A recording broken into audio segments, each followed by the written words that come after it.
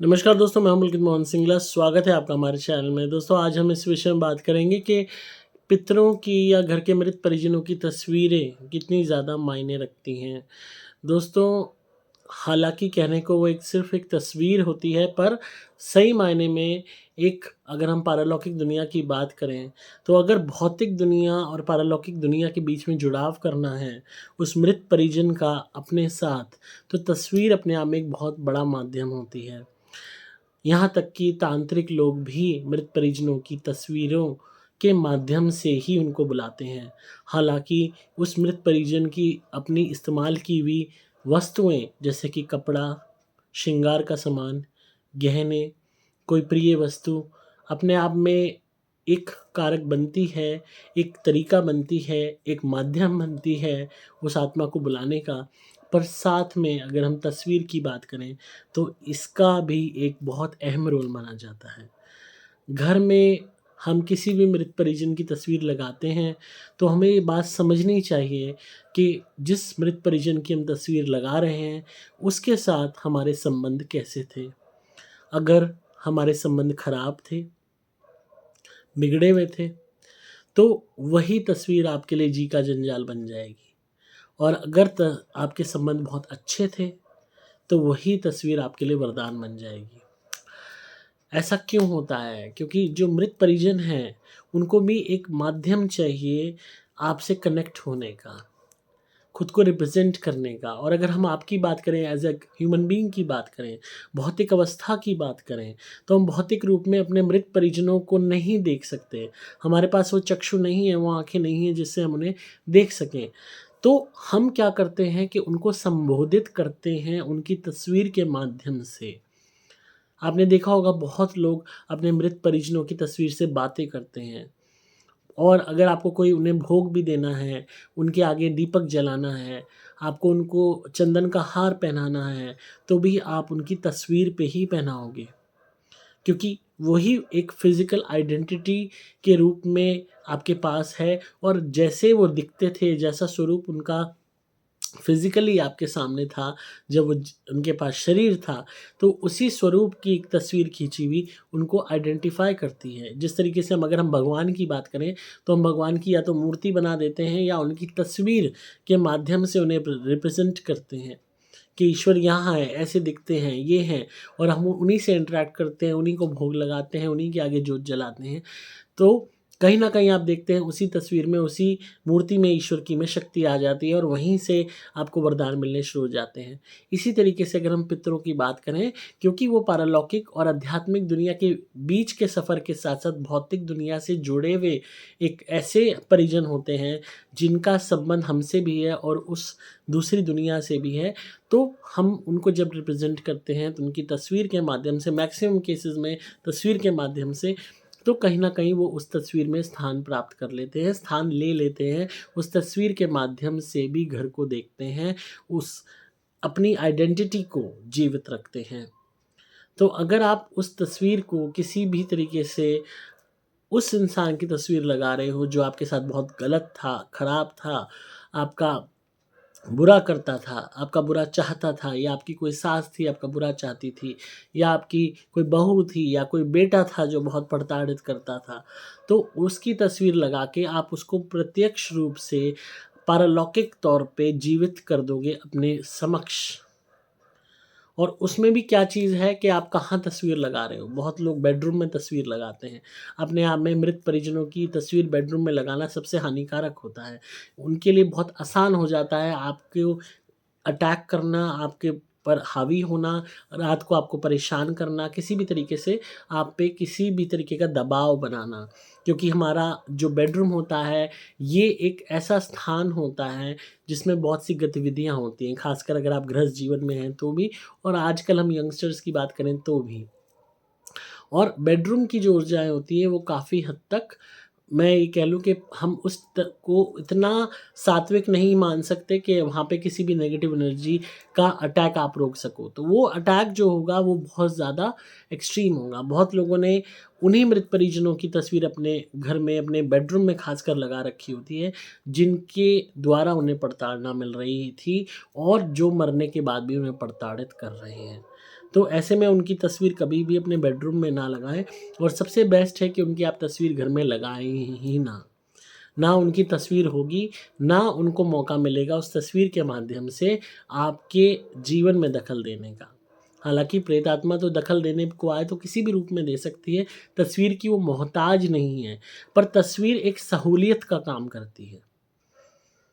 एक easy gateway बनाती है टू कनेक्ट विद यू। तो ख़ासकर अपने बेडरूम में अवॉइड करें, ख़ासकर अगर आप गृहस्थ जीवन में हैं तो। और क्योंकि वो शयन कक्ष है, 12वां घर आपकी कुंडली का रिप्रेजेंट करता है, द हाउस ऑफ लॉसेस। तो कहीं न कहीं अगर किसी भी तरीके की क्षति पहुँचती है तो उसमें पारलौकिक क्षति का भी एक रोल आता है। तो इसलिए इस बात को ध्यान रखें कि कभी भी मृत परिजनों की तस्वीर को अपने बेडरूम में ना लगाएँ। ख़ासकर चाहे वो अच्छे हैं तो भी, बुरे हैं तो भी। इन केस मृत परिजन आपके बहुत अच्छे हैं आपके प्रति, मतलब जीवित तौर पे जब भी वो थे, आपके प्रति बहुत अच्छे थे, तो आप उनकी तस्वीर अपने लिविंग रूम में लगा सकते हैं, अपने ड्राइंग रूम में लगा सकते हैं। ड्राइंग रूम में इसलिए ताकि वो अगर बहुत अच्छे थे, सपोज़ आपकी मदर थी, आपके प्रति बहुत अच्छी थी और आपको प्रोटेक्ट करती थी, आपको गार्ड करती थी, आपकी हर तरीके से आपका बचाव करती थी, तो ऑब्वियस सी बात है मरने के बाद भी वही इंस्टिंक्ट सोल में रहेंगे। और बहुत लोग ये चीज़ फ़ील भी करते हैं कि अब कि मदर की डेथ हुई, इसके बाद भी मदर उनको बचा रही है, उनका ध्यान रख रही है। उन्हें मतलब ऐसे ड्रीम्स भी आते हैं। ऐसे केस में आप अपने लिविंग रूम में तस्वीर लगा सकते हैं, जहाँ सभी फैमिली मेम्बर्स बैठते हैं। ड्राइंग रूम में इसलिए लगा सकते हैं कि कोई भी गलत इंसान अगर आपसे मिलने आ रहा है, तो वो उसको देख लेगी और मिनट में उसकी इंटेंशंस को वो परिजन की आत्मा भाँप लेगी उस तस्वीर के माध्यम से, क्योंकि निगाह उस इंसान की सीधा कोई भी आपके ड्राइंग रूम में आएगा, निगाह सारे में बंदा देखता ही हूँ, किसी के भी ड्राइंग रूम में आता है, तो उसकी आँख, उसकी नज़र उस तस्वीर पे भी जाएगी जो आपके मृत परिजन की है। और जैसे ही वो जाएगी तो वहाँ पे अगर मृत परिजन बैठा हुआ है, एक्टिव है, तो ऑटोमेटिकली एनर्जी भाँप लेगा या भाँप लेगी कि कैसा वो इंसान है, बुरा है या गंदा है या अच्छा है। और अगर वो एक्टिव है, शक्तिशाली है, तो ऑटोमेटिकली आपको सपनों के माध्यम से बता देगी कि या बता देगा कि ये फलाना इंसान आपके लिए ठीक है या नहीं है। तो बहुत लोगों को मैं कहता हूँ, ख़ासकर अक्सर जिसमें परिजन आपके अच्छे हैं, तो आप उनको अपने ड्राइंग रूम में भी जगह दे सकते हो उनकी तस्वीर को, और लिविंग रूम में भी दे सकते हो। बेडरूम्स आपको अवॉइड करने हैं हर हालत में।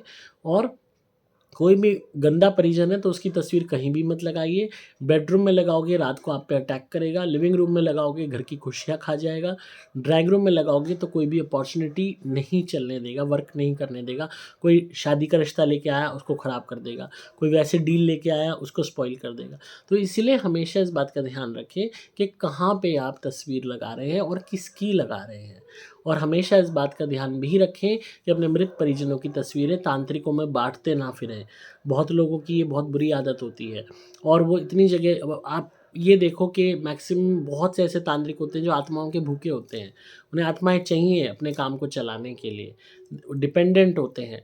और इधर आपने तस्वीर दी, इधर आपने 4 चीज़ें अपने बताई, नाम बताया, ये बताया, और आपकी अगर गलती से जब आप मिलने गए उस तांत्रिक से आपका वही परिजन साथ आपके चला गया, तो वो वहीं मिनट में पकड़ लेगा उसे और आपको पता भी नहीं चलेगा कि आप अपने परिजन को वहाँ छोड़ के घर आ गए हो, अकेले। तो इसीलिए इस बात का ध्यान रखें और हमेशा तस्वीरों में के केस में इस चीज़ की सावधानी रखें। तो आई होप आपको आज की वीडियो पसंद आई होगी और आप गौर करेंगे इस बात पे। अगर आप किसी भी भूत प्रेत ब्यादत से परेशान हैं, नेगेटिविटी बहुत ज़्यादा है घर में, काला जादू है, काम नहीं चलता है, कलेश रहता है, तो आप सुपर प्लैटिनम धुनी घर में जलाइए हमारी। आप यकीन मानिए ज़िंदगी बदल जाएगी। लोगों के इतने पुराने मसले सुलझ गए, भूत प्रेत ब्याधाएँ दूर हो गईं, काले जादू कट गए, काम बनने लग गए, हर परेशानी से वो आज़ाद हो गए। सुपर प्लैटिनम धुनी घर में जलाते रहिए या सुपर स्पेशल एक्स्ट्रा भी जला सकते हैं, और क्रिया वाले नारियल मंगवा के हमारे उनसे उतारा ज़रूर कीजिए। आप चाहे प्रेत रोगी हैं या नहीं हैं, जीवन में एक बारी महीने भर उतारा कर लीजिए मेरे क्रिया वाले नारियल से। कितनी ही पुरानी नज़र हो, कितनी ही पुरानी रोक लगी हुई हो, कितनी ही पुरानी टोक लगी हुई हो, कितनी ही पुरानी हाय लगी हुई हो, हट जाएगी। कई दफ़ा शादी रुकी हुई होती है हाय टोक से, रोक से। जो लगा रखी होती है। कई दफ़ा माइंड विचलित हुआ हुआ होता है, काम करने का मन नहीं करता, रोक लगी हुई होती है। कई दफ़ा काला जादू कर रखा होता है, काम बनते ही नहीं है। तो आप जो भी फैमिली मेंबर है जो बिल्कुल ही मतलब परेशान है काम धंधे को लेके, पढ़ाई को लेके, किसी भी चीज़ को लेके, शारीरिक कष्ट को लेके, बीमारी को लेके, 1 मंथ आप हमारे क्रिया वाले नारियल 30 मँगवा के रोज़ उनका उतारा करके नारियल जला दीजिए। जो शक्ति नारियल मैं भेजता हूँ वो कमाल दिखाती है और आप खुद देखोगे अपने जीवन में बदलाव।